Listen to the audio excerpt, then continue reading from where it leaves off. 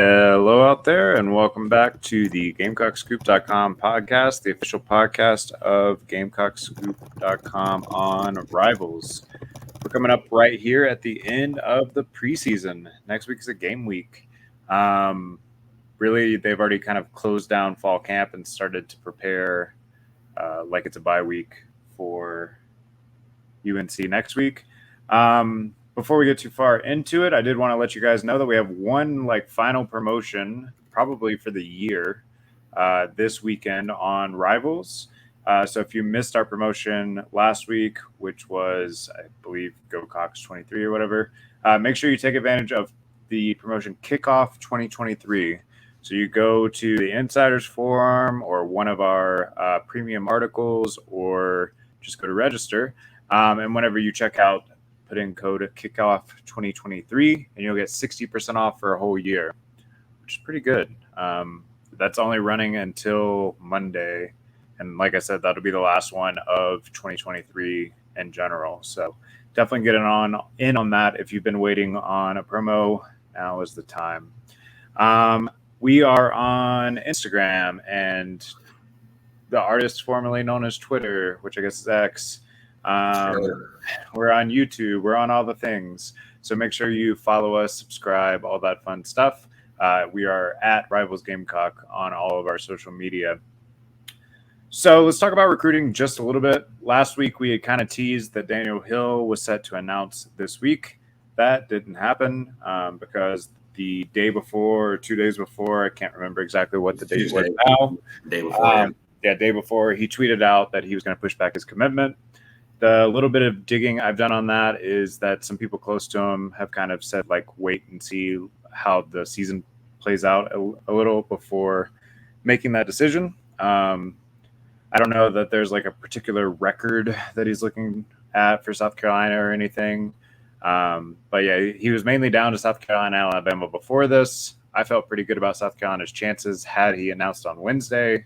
So obviously adding some more time into the mix, more things can happen. I think he's still probably considering both schools. I don't think that he's a lost cause or anything at this point, but you would have rather had that commitment on Wednesday than not, obviously. So we'll have to see how that plays out.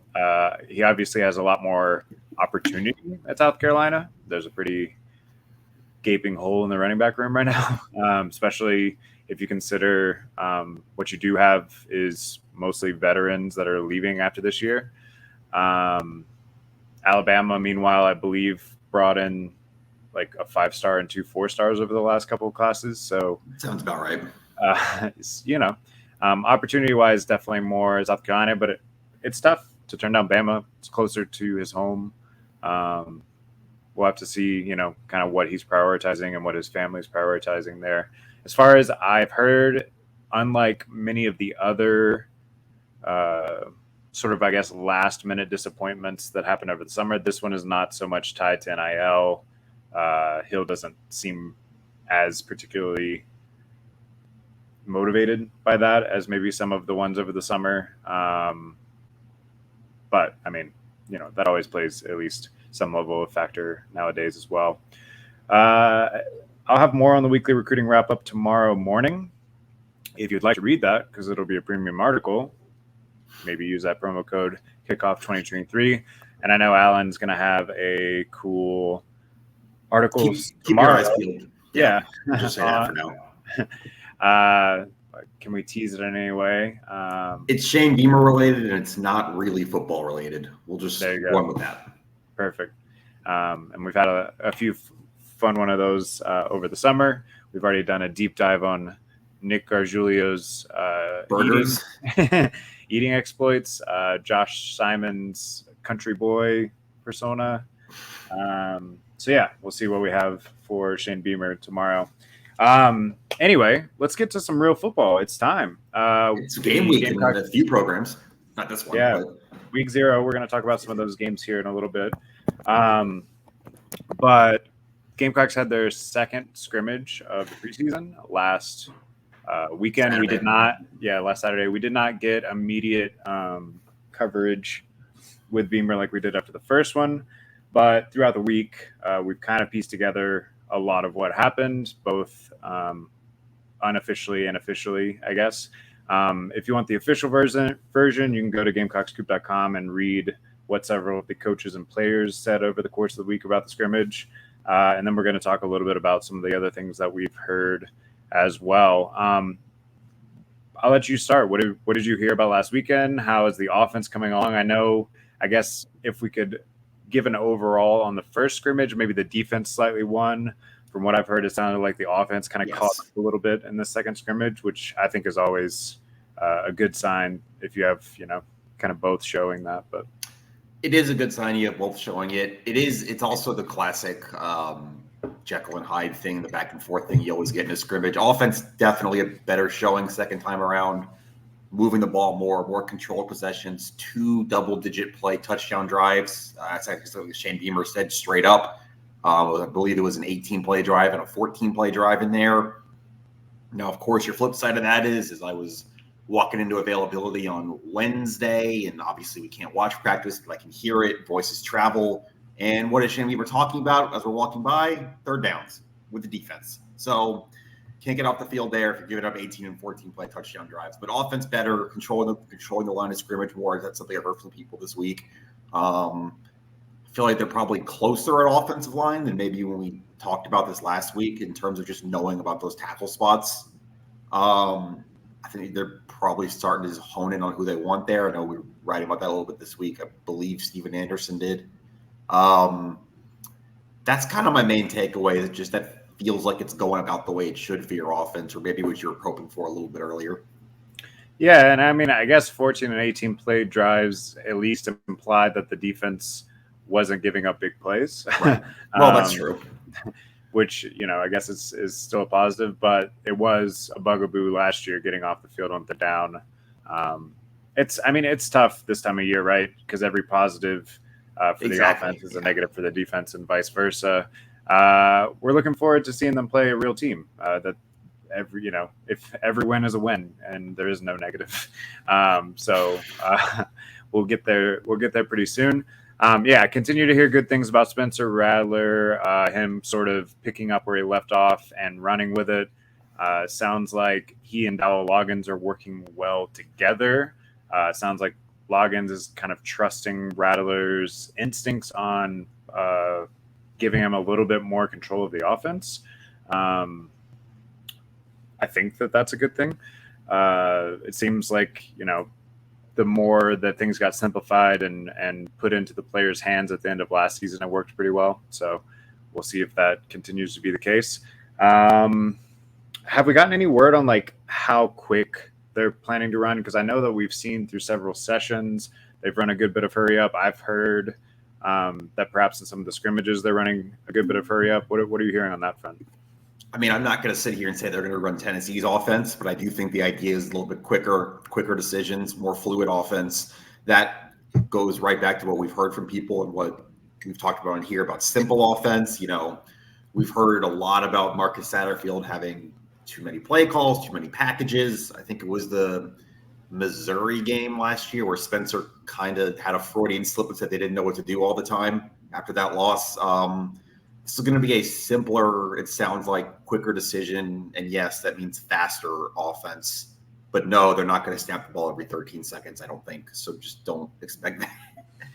Yeah, I don't think we're going to see the old Chip Kelly Oregon. The Oregon offense, yeah, exactly. But I do think streamlining some things. When you get a little bit of a rhythm going, you might see them go fast a few times. Pick up a couple first downs and just keep it moving. Exactly. I will say, too, to that point, appreciate the comment there.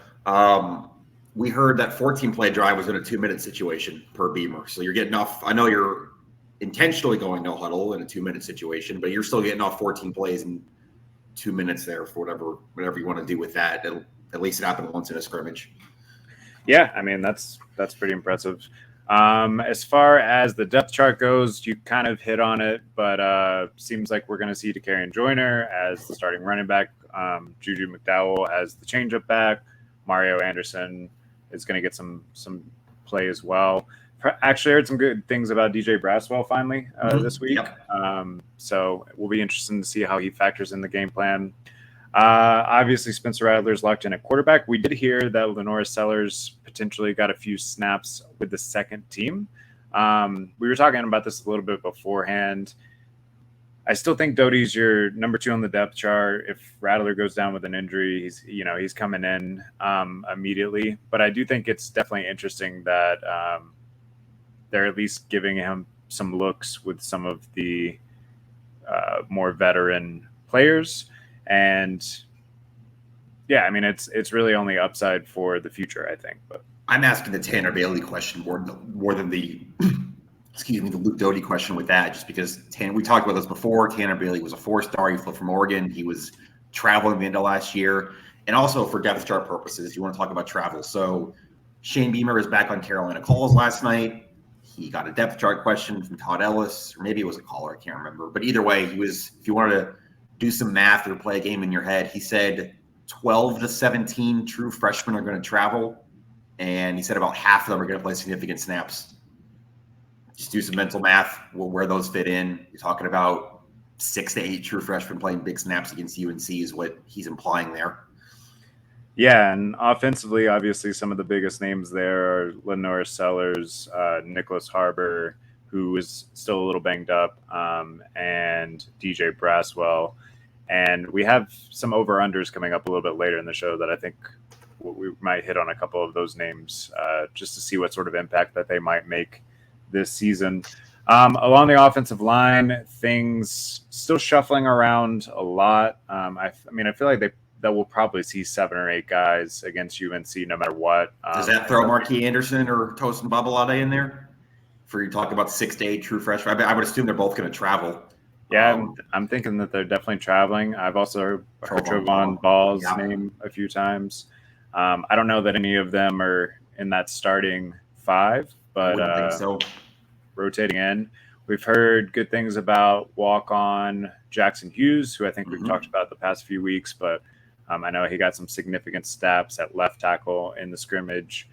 Sidney Fugar continues to come up, looks faster, a little bit more defined, I guess, than when he arrived. One of the knocks that I guess internally we had whenever we saw Fugar got signed was that he had a little bit of bad weight on him.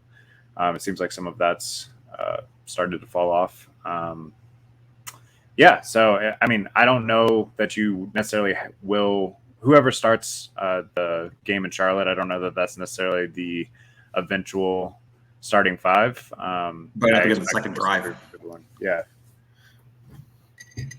Would you say probably won't be the same ones on the second drive? I didn't say probably not, but I said it might not be. I mean, or even within that drive, you get into a 4th and 1 situation, you bring in a 6th offensive lineman. Who do you trust the most out of those guys? What do you trust? Like, there's all kinds of situations and permutations you can come up with for how 7, 8 offensive linemen get in that game, in any game this season, next Saturday night. Defensively, we continue to talk about linebackers. I mean, it seems like Debo Williams has taken a step forward, really solidified his starting role. Stone Blanton's probably going to be the other starter, but then same thing. You're going to see Pup Howard as long as he's healthy. You're going to see Mo Kaba as he is coming back from that injury, probably on a limited basis at first, but then full go. I think you got a steady rotation of guys there that can all contribute. Yeah, and again, it's linebacker. You can't play 2 linebackers a game for 70, 80 snaps against UNC's offense. That's just not going to happen, or any offense for that matter. And say the same about defensive tackle and edge rusher too. It's just nobody's playing all the snaps. I guess one other thing that we have not mentioned yet today, since we last talked, Drew Tuazama, who we kind of have hinted at over the offseason. He needed to graduate. He graduated and then immediately is on campus at South Carolina. They say that he's going to be ready to go for the opening game. I don't know that that necessarily means he's a starter, but it wouldn't surprise me if he gets a couple of snaps. He is a 6'3", 275 edge rusher. He might be a little taller than that. 5 sacks at UAB last year. Really came on strong at the end of the season for UAB. Has had kind of a twisted path. He went to Syracuse? Yeah, Yeah, he went to Syracuse, then went to East Mississippi Community College, which is where um, Elijah Davis came from. That's how the connection, I think, was made with the program. Yep. And then, yeah, now he's here. So, well, I guess then UAB, and now he's here. Some other EMCC guys, several of the suspended players from South Carolina last season. We're thinking like Montague Rames, Anthony Rose, and Is it Upshaw? I don't know if Upshaw ended up there. Zay Hardy, who had to be essentially gray shirted. For those of you that have been around recruiting a long time, if you remember that term, I don't think that is an official term anymore, but he's probably going to bounce there and then bounce back as long as he gets his grades in order. And it wouldn't surprise me if eventually we see Rames back. I don't know. I don't feel as confident about Rose, just because the charge was a little bit more severe against him, I guess. But we'll see. I think he had also gotten in trouble previous to that internally or whatever. So we'll see how that goes. But anyway, South Carolina and EMCC seem to have a little bit of a relationship forming in that way. All right. Any other notes on that second scrimmage? It's about what I had. You can check out some more stuff on the website, GamecockScoop.com, obviously, if you're subscribed. Or if you want to subscribe with the promo, I got some more scrimmage stuff there. Or go back to the first scrimmage or any of the practice reports. Yeah. I guess one other just like highlight is in the absence of Antoine Wells, it sounds like Omega Blake has continued to make some plays and solidify his status on the 2 deep. Light seems to have come on for him. So will be interesting to see what sort of impact he makes this year. Let's get it. I mean, that's actually a good transition. Can we get into the injuries a little bit? What's the latest on that? Latest on the injury front, Shane Beamer just said there's a whole lot of guys who are anywhere from questionable to probable, and he still anticipates all of them, except obviously Nichols and Brubaker, who are hurt going into camp. Playing next Saturday night, Juice Wells, Nick Harbor, Trey Knox. He said they're all expecting to play next Saturday night. Tyreek Johnson, same thing. He's been in a blue jersey the whole time. We've had open practice. He didn't practice on Tuesday, but he said he was close to returning to practice. Juice Wells is doing more and more every day, and his practicing is what Shane Beamer said on Carolina Calls last night. It sounds like it's all Pup Howard was in a blue last time we saw him. Beamer said he's back and getting back to it. It seems like he is just trending where he needs to go, and as long as there's nothing crazy between now and next week, you should have pretty close to a full deck of cards to play with in Charlotte. Yeah, and Beamer also gave us a little bit of insight on, I guess, the way that they construct camp. The first couple of weeks are a little bit more brutal as far as contact and everything goes, and then you lessen up as you get closer to actual gameplay, which makes sense. So you would think that any injuries from here to there are something freak, non-contact, or something that's going to happen in an actual game. So yeah, you sound like you're about as healthy as you can be. Obviously, there's always going to be something. But, yeah. All right, real quick, I wanted to do like just a fun little draft of our favorite things about football season. We are in week 0. It's right here. We've got preseason NFL football going on. Like it's right around the corner before it's going to be full blown for the next, 14, 15, however many weeks. So let's just go back and forth. We can each pick one at a time, and maybe later we'll tweet out our little drafts and see which one of us won. So you want to go first? What's your favorite thing about football season? First pick. This is tough for me because there's just so much stuff. But the first thing I thought of is just the environments, the atmosphere, seeing full stadiums. Whether that's Charlotte next week, that's Sandstorm, that's going to Rocky Top this year, going to College Station. Just the general. Oh, there's 100,000, there's 80,000 people coming to a small college town to make an environment somewhere. I love that. Yeah, I definitely think you can't beat that. That's specifically if you're talking about college football, that's what it's all about. There was really, very few moments in my life that exceeded the like mid fourth quarter sandstorm For against Tennessee Tennessee last last year, year. yeah. Yeah, no, that was insane. That's a good one. All right, so number one pick, atmospheres at stadiums. My number one pick, I'm gonna go generic here, but I think it's something that pretty much everyone can get behind. I'm gonna go with the weather. I love the transition into fall. Yeah. Waking up on a crisp fall day, knowing that you got a full day of football ahead of you. There's really nothing better than that. So I got weather as my number one pick. What's your number two pick? It was 105 degrees when I got my car coming out of availability yesterday. No argument here about weather being the top pick. No, my second one is late night football, whether that's Hawaii, whether that's Pac-12 After Dark, rest in peace, whether that's a Friday night game, a MAC game in the middle of the week. Just sometimes those get weird, those get chaotic. You've got a 35 to 34 game at 1 a.m. and you're still watching live football, especially college football. I don't like covering those as much, but if there's a day game for South Carolina and I'm at home, I really love just the late night stuff.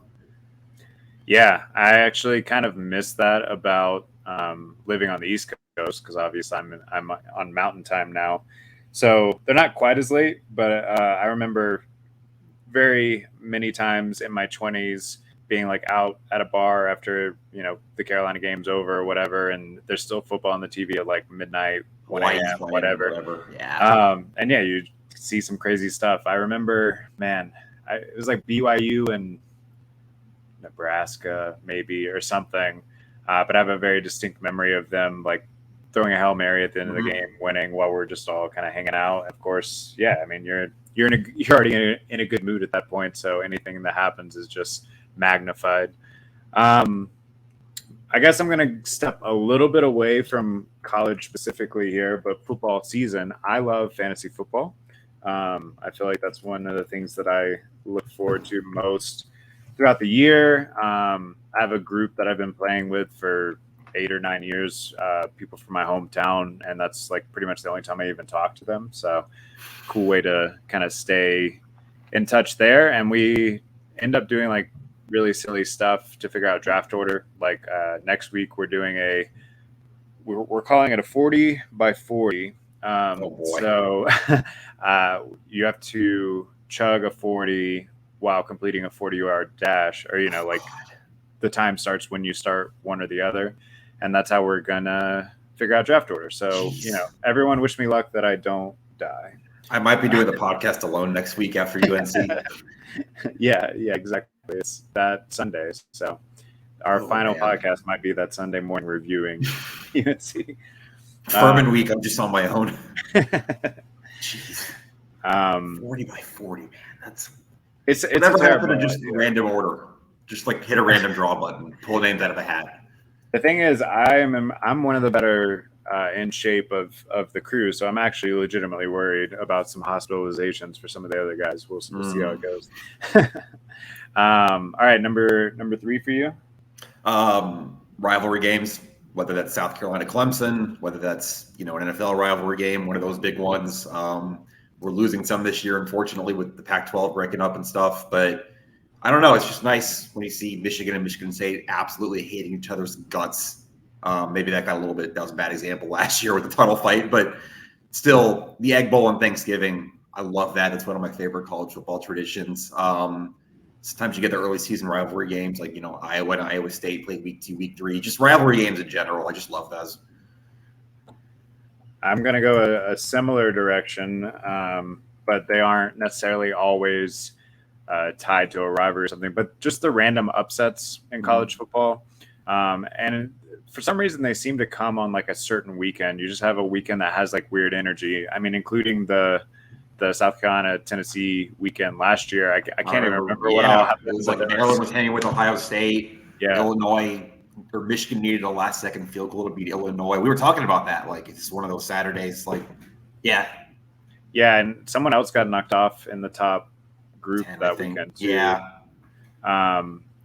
Maybe TCU was playing Baylor or something. I don't know. I can't remember exactly what it was, but there was just a weird feeling in the air, and it ended up kind of coming to fruition that evening. So yeah, the random upsets, and especially when like a weekend that you think is not actually going to be that exciting of a weekend just gets like some weird juju and goes off the rails. I believe the shutdown fullcast term for that is a blood week. What you're talking about? Yeah, that's a perfect way to put it. All right, final pick for each of us. What's your number 4 favorite thing about football season? I love it when, I guess this kind of applies to all sports, but just something about in football when a player comes out of nowhere, and really college football. I mean, I'm thinking Nicky Manori right now. I mean, none of us were really had him on the radar going into last year. Then first drive of the season, he makes a 4th down stop. I don't, like Joe Burrow, we knew who he was.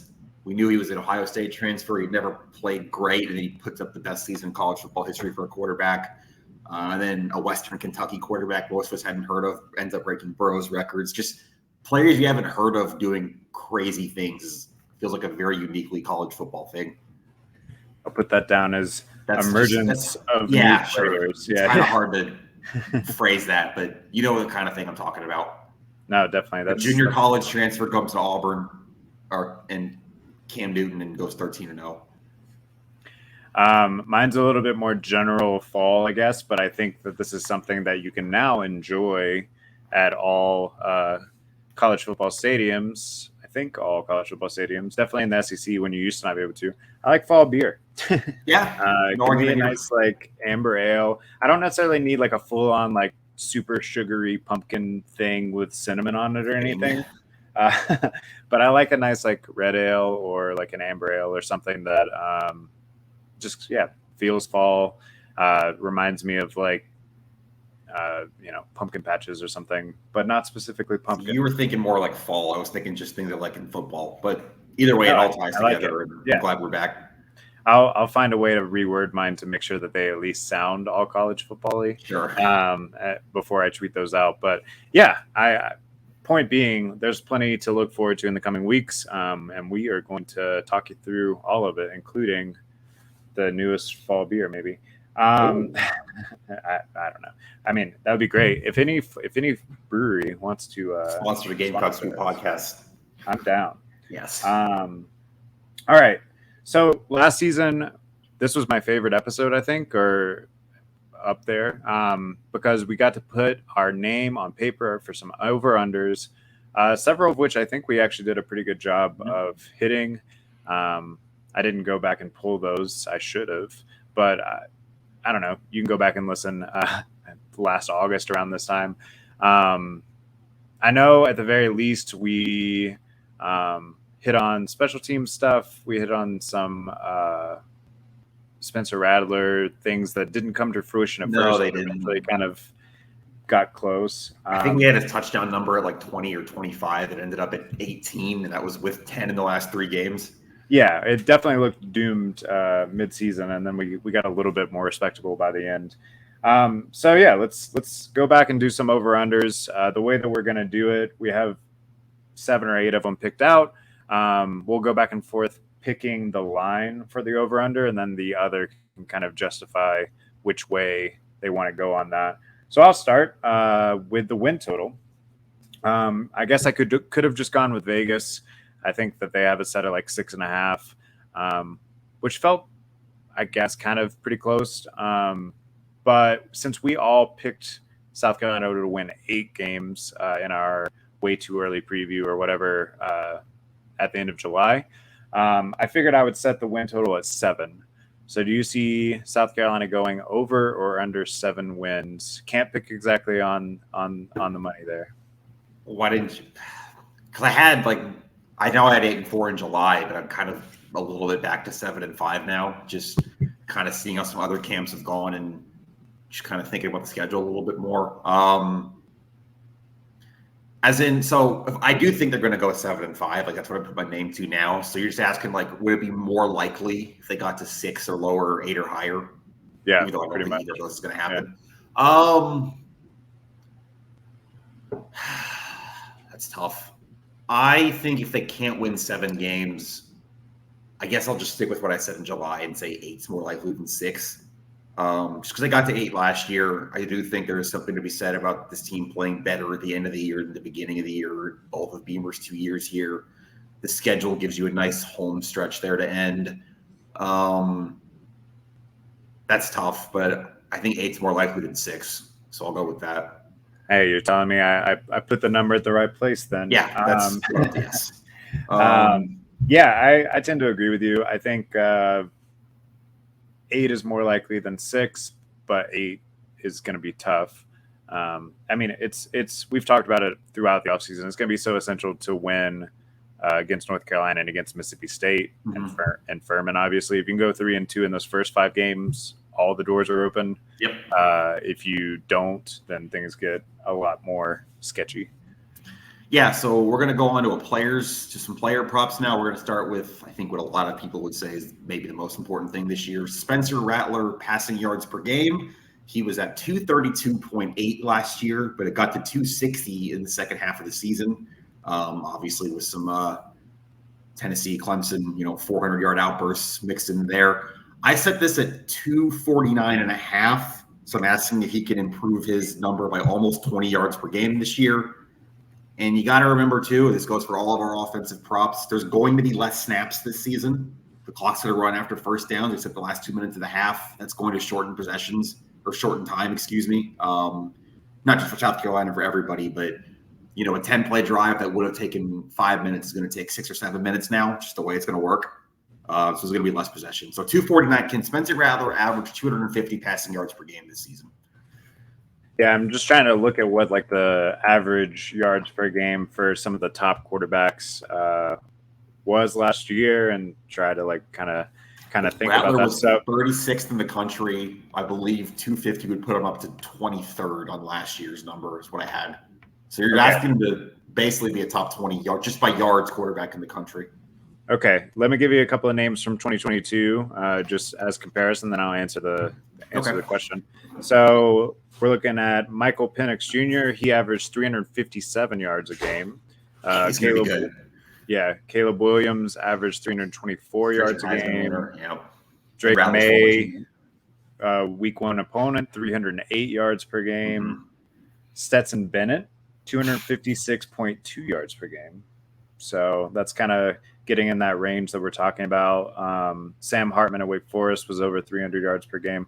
Yeah. So I think that's a good over-under. I'm going to pick the over because I think if South Carolina is going to have success, it's going to have to be over because we've talked about the run game and I don't know, if the offense is set up the way that I tend to think that it is, which is this more loose gunslinger mentality, let Rattler cook sort of ideology, then I think he's going to get plenty of opportunities. And if he follows through with it the way that it sounds like, at least, every indication since last November, he has been, I think he exceeds that. So I actually would probably say he's going to be somewhere in the 270.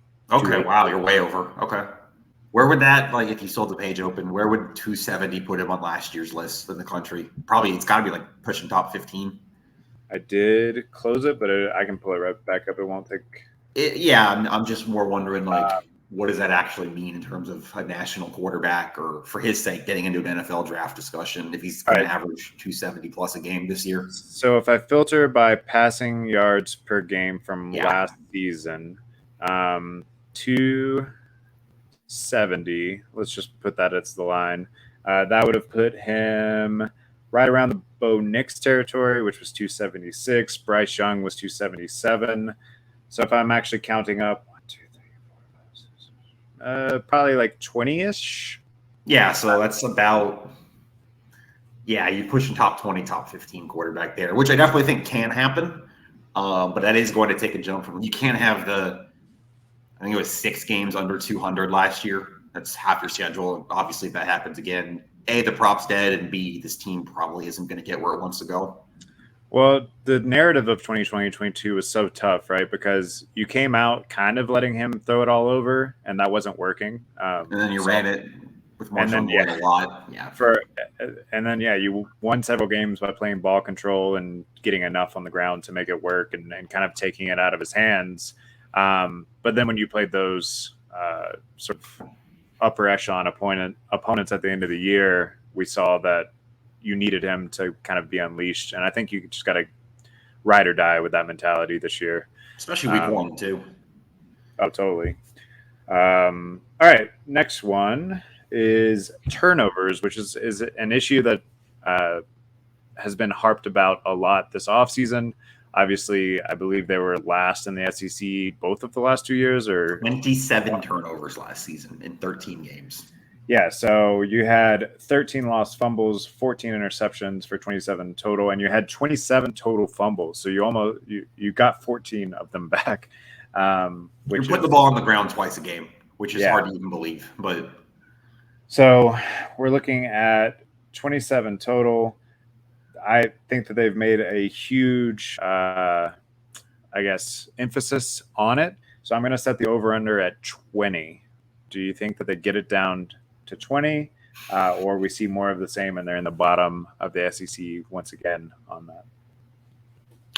I'm going to say they get it down to 20 just because I do believe a lot of turnovers are luck. I do believe that ball bounces, tip. Remember, Spencer Rattler did throw 12 picks last year, but he also had a handful of tipped interceptions. I'm thinking of 2 against South Carolina State off the top of my head. There was a tipped interception against Florida too. And I don't think 20 is some outrageous number because even if you have 20 turnovers, that still means you're turning it over more than once a game, and that's still not good. But if you're talking about making incremental improvement, adding, I guess that's 7 extra possessions to your season, I think I almost think they have to hit that, or this is not going to go the way you want it to again if you're a South Carolina fan. So you're going with the under? Yeah. The real ideal, right? Because luckily for South Carolina, at least they've been really good defensively, forcing turnovers as well. The real ideal is that you somehow keep that up and get that number a little lower, and then you really start to see that impact several games, I think, this season. But all right, so you got the under 20 turnovers. You can't turn the ball over 20 times 3 years in a row. Come on now. I hope that you are right. So we're going to go to another thing that was a big issue each of the first 2 years of the Shane Beamer era. That's been stopping the run. It's been a problem. We saw in the bowl game, especially Notre Dame ran for 263. Clemson ran for 237 last year, even in a game that you won. Obviously, Florida and Arkansas both torched you for over 300 yards each. To get in the top 100 nationally and top 10 in the SEC, which again is not some earth-shattering number, but they were 13th in the SEC last year and I believe 117th in the country. You would have to drop from getting up 192.4 yards last year to 170.5 to get the top 100 nationally. Can they cut 20 yards off their opponent's rushing per game this season? All right, so just to give people context again, I'm looking at the 2022 numbers. This is from teamrankings.com, so I don't know how accurate or whatever it is. You said 170? Yes, that would put them, I believe that would put them 10th in the SEC, which was what I was looking at earlier. 170.5. So here's some names that you're like kind of shooting for. North Carolina last year, it says gave up 173.6. Yep.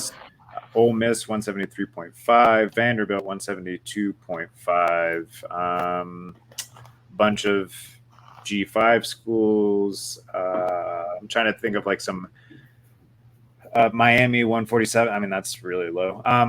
I think I'm going to go over. I think that they improve. I don't know that they improve that 20 yards. Yeah. It wouldn't surprise me if we're maybe in the 180s or so. Maybe I would say something like 185, but I don't know that they're going to improve quite that much. You're still replacing Jordan Burch and Gilbert Edmond. I do think we feel better about that than we did in the spring.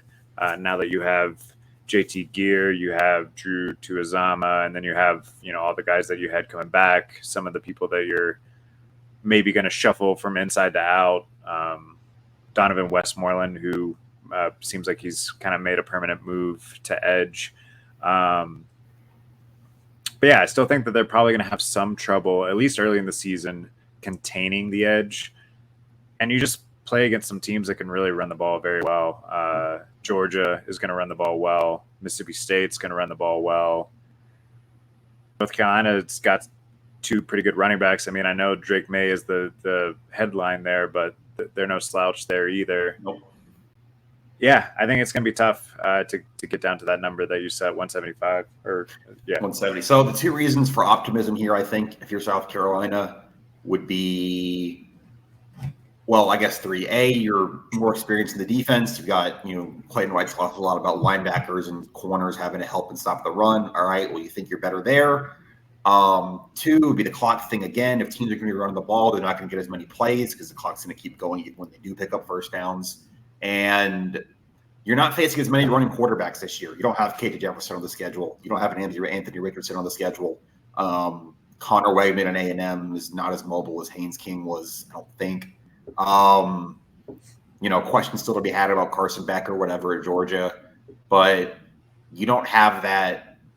You don't have an obvious. Last year you played two very obvious rushing quarterbacks in Jefferson and Richardson. Those were, not surprisingly, your two worst games of the season, stopping the run. And you don't have those this year on the schedule. So maybe that plays into it. Maybe it doesn't. But it's got to be better either way. We have talked about that we expect the linebacker play overall to be better or at least more talented.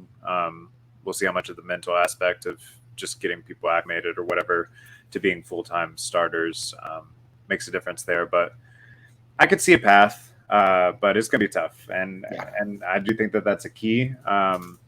But also you're just going to have to be opportunistic on defense. I still think you're going to give up a decent amount of yards this year, but you're going to have to bend and not break, force some turnovers, all those sorts of things. It's kind of I'm thinking about the Kentucky game last year. Chris Rodriguez got his yards, like he did, and Devin Achane the next week against A&M. They both had pretty good rushing totals, but Rodriguez didn't score, and I think Achane only did once. So yards ain't points. All right, let's move on to a fun player prop. So Kai Kroger in 2021 threw one passing touchdown. In 2022 threw two passing touchdowns. In 2023, is he going to throw three? No, I'm not going to set the line.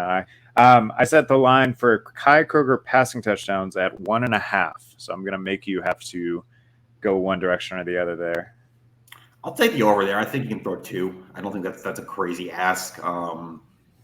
I still think he's going to be a part of this. It's Pete Lembo. Like, we're still talking about a guy who wants to draw things up on special teams, a unit that's been very good at doing that. We know he has the arm, obviously. I don't think two touchdowns and what you're expecting to be a 13-game season is crazy. I think it might be a little tougher just because there's so much of it on tape now that people might be a little bit looking for it more. But you would have thought that by Notre Dame last year, and even got one in the bowl game. I'm thinking about the Florida one. They were down 24-0. It was 4th and 7. They weren't in field goal range. That's a pretty obvious. We can't punt the ball back, but also we can't kick a field goal thing. And Florida was not. They called a timeout. Billy Napier did, and they still weren't ready for a fake coming out of the timeout, and yet a wide open man scored. So we keep saying teams are going to expect it. And then you look at Florida, you look at the bowl game, you had a wide open man in the end zone. Like, I don't know. Yeah. Well, and like you said, we know that both Beamer and Lembo like to put their finger on the scale in special teams to try to make something happen. They're not going to just sit there and let a team beat them without at least pulling a couple tricks out, which I appreciate, especially after sitting through the Will Muschamp era. I very much appreciate. All right, what we got next? I think that this one's kind of weird but fun. Yeah, you put this on here for me to make a line, and I wasn't really sure where to go with it. But you have written here broadcast mentions for Nick Harbor and Lenora Sellers before they get a yard gained. I set this at 2.5 for Harbor and 1.5 for Sellers, just because I don't really know where to go with that. Because Harbor, we're still thinking is going to be in Charlotte and have a chance to play week 1. Maybe if he's not in by halftime, the 5-star Nick Harbor, probably get one early. They recruited the 5-star Nick Harbor, and then a second one maybe if he hasn't been involved yet, and then maybe you're just asking about a third. And Sellers, Maybe he comes up once, but he's still at this point QB3, and I don't think there's going to be a lot of broadcast attention on that. But also, if you're trying to play this out multiple weeks, like that's, I don't know, are the ESPN Plus broadcasters at South Carolina Furman going to have a lot to say about, I don't know, Lenore Sellers? Like, this is kind of your idea. I'll let you. Yeah, well, I mean, I guess the rationale here was, do you think either gets a yard in week one? Because it wouldn't surprise me if either is brought up in week one. I think Harbor does. I think he'll get a touch and end around to Jets. We talked with someone this week about the reverse last year. Jalen Brooks ran a lot that worked really well. Iced the game at Kentucky on a touchdown with that. Ran it against Clemson. Ran it against Tennessee. Is that the Nick Harbor play? Just because you get him not so much running routes, having to beat corners, just his straight line speed. Like I could see that happening. And if that's a touch, then there you go. And to answer your question about why would Sellers be brought up as the third string quarterback, is it possible that they have a package for him? Yeah, maybe. No, it's a fun prop. I think Harbor's more likely than Sellers just because A, he's the 5-star, and B, he's more likely to actually get a touch next Saturday, which is why his line is higher. But yeah, I'll say 2.5 for Harbor, 1.5 for Sellers. If you want to take sides there. Assuming Harbor's fully healthy, which is hard to assume. Let's say he's fully healthy going into the game. I think 2 is probably about right. So I guess I'll take under. Because like you said, I do think probably at some point in the first half, they try to get the ball in his hands. The first time he's out on the field, it won't surprise me if the broadcast points to him and says, hey, there's that 5-star. We know he's working on punt block too. Yeah. If that happens, you got to force a punt from Drake May for that to happen. But yeah. So, and you know, it's ESPN, so they can talk about any other outlet or whatever. So maybe someone brings up Feldman's freak list that he was number one on it, or whatever. I tend to think that we're going to see Sellers in the first game at like some sort of package, something. So would you say 1.5? Yeah. Will his name be said twice before he gets a yard? I don't think they'll bring him up until he's in. And then I think if he's in, it's probably he's doing some sort of keeper or something. Taking 2 unders there. So yeah, 2 unders. But I think probably both have something on the stat sheet by the end of the North Carolina game, assuming everyone's healthy. I think we have 3 more here. I have 2 more, but we're going to do another thing at the end too. But okay. Oh yeah. So 2 more over unders and then 1 other thing. But the over under that I have next is for the leading rushers yards. I'm also interested in who you think the leading rusher is going to be. Yep. But so last year, Marshawn Lloyd was the Gamecocks' leading rusher. He had 621 yards, which is actually a little bit lower than I thought it was. 621 yards on 111 carries. I guess he did miss some time, especially at the end of the season. But now Lloyd's former 5-star traditional running back. We know that they don't necessarily have that in the backfield this year. So I set the over-under at 615 yards for the leading rusher, assuming someone stays healthy all year. Do we think anyone reaches that 615-yard threshold? I'm going to say no. I think this is going to be too much of a committee situation between Joyner, Braswell, McDowell, and Anderson. 615, you're talking about like 50-ish a game in a 12-game regular season plus a bowl game. You'd like someone to get there, and you'd like to think that maybe you put up someone goes for a buck whatever against Furman or Jack State, and that skews the average. But I'm still thinking no. You're facing some pretty good run defenses. You're going to spread your running. You're going to spread your carries a lot, and you're going to be throwing the ball a lot more than you're running it. I think that's just straight up. So I'm going to say under on that. Yeah, I mean, you may skew 200 rushing yards against Furman and Jacksonville State or whatever, but you're also probably going to skew like 30 rushing yards against Georgia. So, okay. So under, do you think that Dak Joyner is your leading rusher at the end of the season? I do. I think there's just too many different ways that you can run the ball, whether that's a traditional handoff, whether that's an end around, whether that's direct snaps. I think he gives you more experience with other backs. We know he's RB1 now, and I think there's more ways you can use him than maybe a McDowell or an Anderson or a Braswell at this point. I think just to be contrary, I might take the over. honestly, because I was going to take the under 2, but then when you broke it down as 50 yards a game, I think if he stays healthy, he could average 50 yards a game. Yeah. I think it'd be like really close though to that 600. It's a good line. And then the last number we have here, I just took the leading wide receiver, and again, curious who you think that is. I made this really simple. Juice Wells led you in receiving yards last year at 928. Obviously, he's back. There's a lot of competition at wide receiver, but the line 999.5. Will they have their first 1,000-yard receiver since Pharaoh Cooper in 2014? It's pretty straightforward, but that's where I'm putting the leading receiver. Man, I really hope that he gets back to full strength soon, because that was something that I was targeting this season as something that I thought really had a good chance of happening. I guess I can't hedge my bet, but I will say if he plays the full season and is healthy, I do think he reaches that number. But because I don't think he's going to play the full season completely healthy, I think he's going to be a little bit slow getting going in these first couple of weeks. He doesn't quite get there. Okay.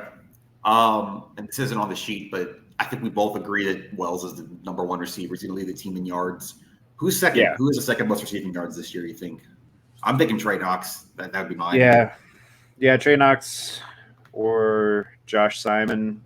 It won't surprise me, given everything I've heard about Omega Blake, if he gets 200-300. I think Xavier Legette's going to be in the conversation for second leading receiver as well. I mean, he had a really strong bowl game. We've seen him flash if he can put it all together for a full season, especially if Wells starts off a little slow. Maybe he's your second leading receiver. Yeah, I still think there's the juice scenario where even if he does start slow, you're facing some pretty bad secondaries. Vanderbilt's secondary is not good. Jack State. We don't know how good Tennessee's is going to be that year into week 5 at that point. North Carolina's is not good. That's the week 1 question, if he's going to be fully healthy. But I do think there is still a way he could just go for like 220 in a game, 190 in a game. I think he had 170 in Arkansas last year early. Having that type of game to put him back on pace, even if he doesn't fully start the season healthy. Bold predictions? You got one? You got a bold take about 2023 South Carolina football? Bold prediction. Let me let you go first, okay.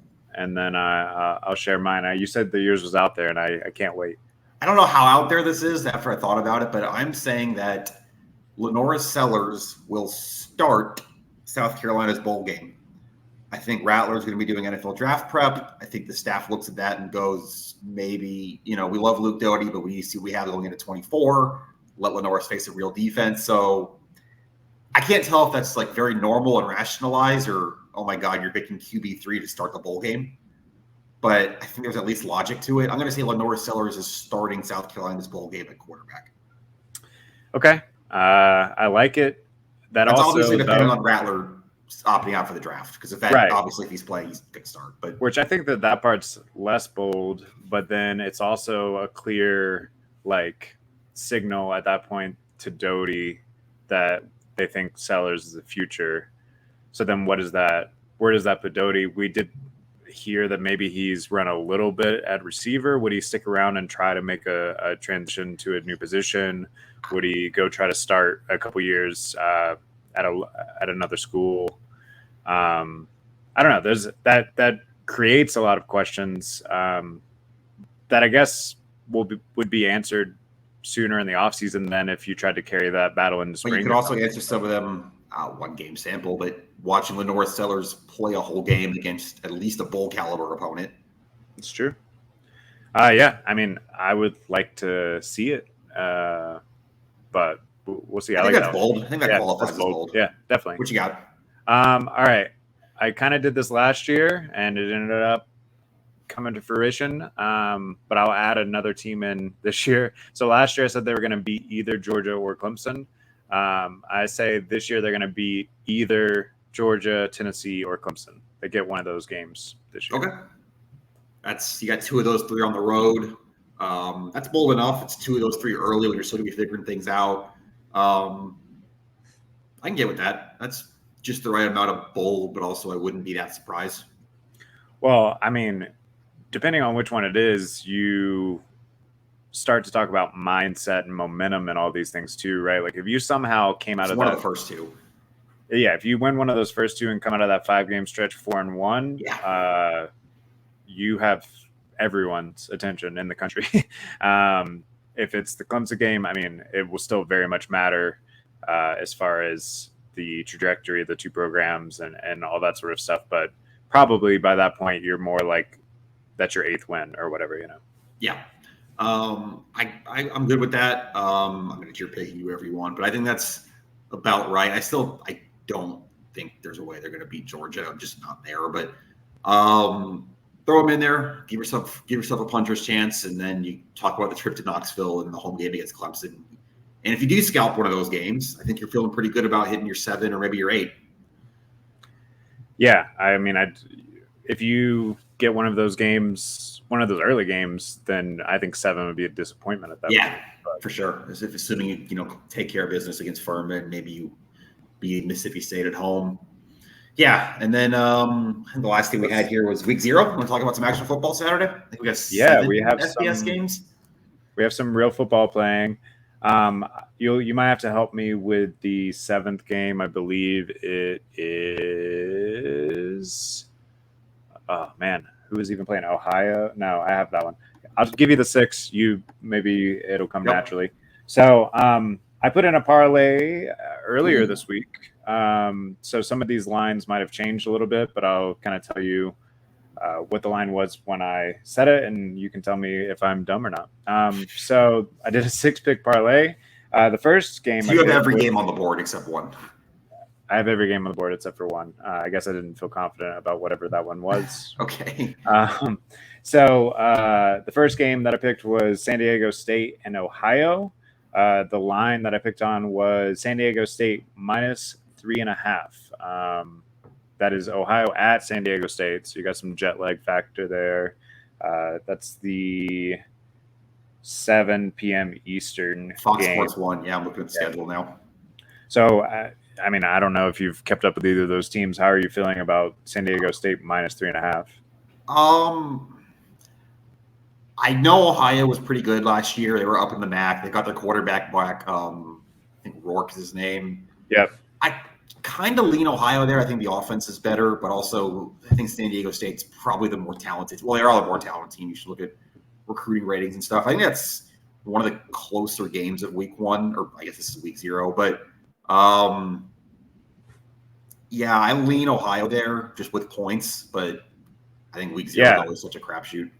I mean, I picked San Diego State to cover, but then afterwards kind of regretted it as I looked a little bit more into it. But I agree with your breakdown. I think probably San Diego State, the more complete team. Ohio has the best quarterback. Yeah, exactly. So we'll see how that plays out. Hopefully, the fact that it's at San Diego State helps me out a little bit there too. It's not a bad week 0 game. It's 2 pretty good G5 programs. Yeah. Then we got Vanderbilt rematching Hawaii. So Hawaii's traveling to Vanderbilt. If you remember last year, Vanderbilt went to Hawaii and just beat the brakes off of them. It was like 63-10, I believe. Vanderbilt is favored to win by 17, or at least they were whenever I put in this bet. That's Saturday at 7:30. First SEC game, or not SEC game, but SEC involved game of the year. We've got staff picks coming out later in the week, and you can see what I did and everything. But I'm with Vanderbilt here. I actually think Vanderbilt can get to a bowl game this year. They won 5 last year. I don't think them winning 1 more is that much of a stretch. They've got their quarterback back. They got a pretty good front 7 again. Clark Lee's a linebackers guy. Hawaii's still in a total rebuild off the Todd Graham thing. I think they went 3 wins last year. I think Vanderbilt covers a 17 here. Yeah, I mean, Vanderbilt put 63 on them last year, and I think this Vanderbilt team is better than that one. 17 feels kind of safe, but it also makes me suspicious. So we'll 3 possessions, but I think Vanderbilt's just a lot better. Another tough one to call, and one that I think is basically a pick 'em at this point. UTEP is a 1-point favorite against Jacksonville State at Jacksonville State. Jacksonville State, of course, is their first year at the FBS level. The other Gamecocks coming to Williams-Brice Stadium November 4th. Yeah, so we'll get a little preview of that one as well. But how are you feeling about that one? I actually don't remember what I put on the sheet. I think I put UTEP on the sheet for the website this week, but UTEP wasn't a bad team last year. I mean, that was another total rebuild situation there, but they put it together last season a little bit. I think they win 5 games last year. Did they get to a bowl game? Do you They know off the top of didn't, your but head? they made a bowl in 2021, and then I think they won 5 last year. Yeah, so which 5, they're 6 borderline. Yeah, UTEP is still better than it's been there in a while. I always question teams coming up that first year transition. You know, you're adding 22 scholarships to the roster, whatever that looks like. I picked UTEP, but it's a coin flip. I mean, I think I picked UTEP at least.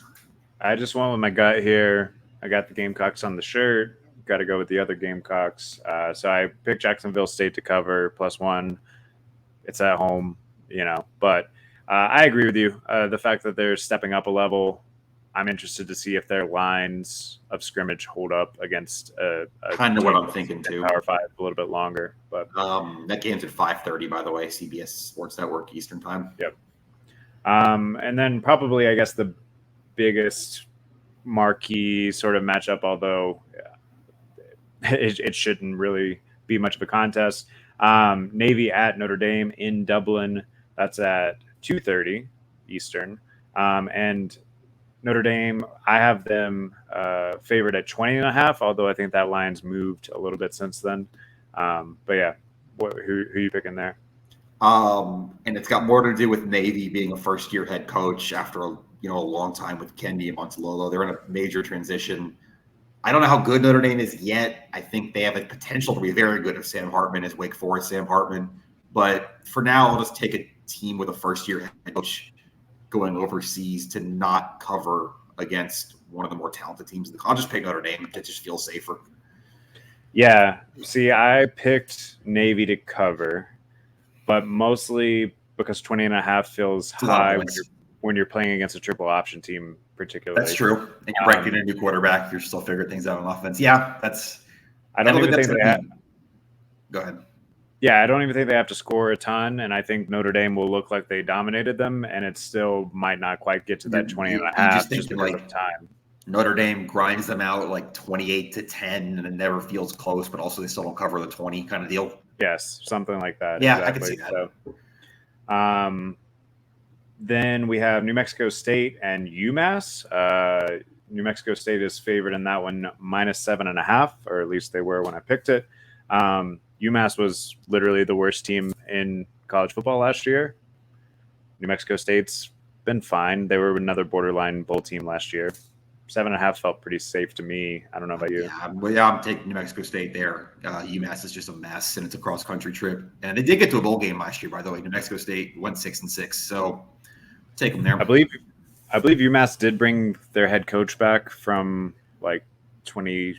Don Brown, yeah, he's the head coach era, whatever it was. The former Michigan defensive coordinator. Yeah. Also, their quarterback. Do you know who UMass's starting quarterback is? I don't know how to say his name. He's the former Clemson backup to Trevor, Taysom Pombanet. You know who I'm talking about? No.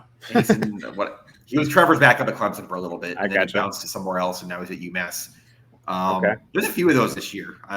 Casey Thompson, the former Texas quarterback, at Florida Atlantic starting. JT Daniels of Georgia and USC fame is at Rice now. It's been an interesting little quarterback carousel here. Yeah, it's it's tough out there. I'm pretty sure we'll have to talk in the coming seasons about where all these 4 stars that South Carolina is collecting are going to end up as well. So, all right, and then the last one I have, and then you can try to figure out which one I missed. USC is -30.5 against San Jose State. That game is at USC. That'll be 8 p.m. Eastern, 5 p.m. Local time for those guys. I'm taking the Heisman Trophy winner who's going to want to put up points early to make a statement against a 7-win Mountain West team. San Jose State's fine. They went to the bowl last year, but we're talking about a team that's trying to win the national title here. It's going to want to come out and show it early. Yeah, I would probably have picked USC minus whatever. I do have concerns about USC's defense, and if San Jose can score enough points to keep it at 25. It's a lot of points. I mean, you're talking about over 4 touchdowns, but so that's my big concern there. But we'll see if I hit that parlay. I put $20 on it to win 1,000. So there you go. We can get a brewery to sponsor us. That's right. The game you have missing here. Maybe I change careers if I start hitting some of these parlays. You know. What game do I have? Florida International at Louisiana Tech at 9:00 Eastern on CBS Sports Network. That's Louisiana Tech minus 11.5 is the number here. I know FIU was very bad last year, and Louisiana Tech's at home, so I guess I'll just run with that. But that's a pretty forgettable game. Of all the games here, that's the most forgettable. I guess Louisiana Tech was a 3-win team last year too. So although they did lose 2 games in overtime. I think that's why I didn't choose it. I didn't know what to do with that one. It's also the last game too. About them. That's not a ton of name recognition. Late night football. Just watching Louisiana Tech and FIU at like midnight. It's a 9:00 kick. So next week we'll be back on Thursday to preview North Carolina. We will have plenty of coverage of the week ahead on GamecockScoop.com. Next week will be the last time that we only do 1 podcast a week. Then we'll start doing 2 podcasts a week to review games, preview games, all throughout the season. Don't forget to hop on that promo. So use promo code Kickoff 2023. You can get 1 year of Gamecock Scoop Premium for 60% off. That's only going to run through Monday, so make sure you take advantage of that if you're listening to that before the 27th or 28th or whatever Monday is. And we'll be back next Thursday to talk North Carolina. We're going to talk a little bit about the back half of the schedule, anything else that happens in the meantime. Until then, this has been the GamecockScoop.com podcast. We will see you later.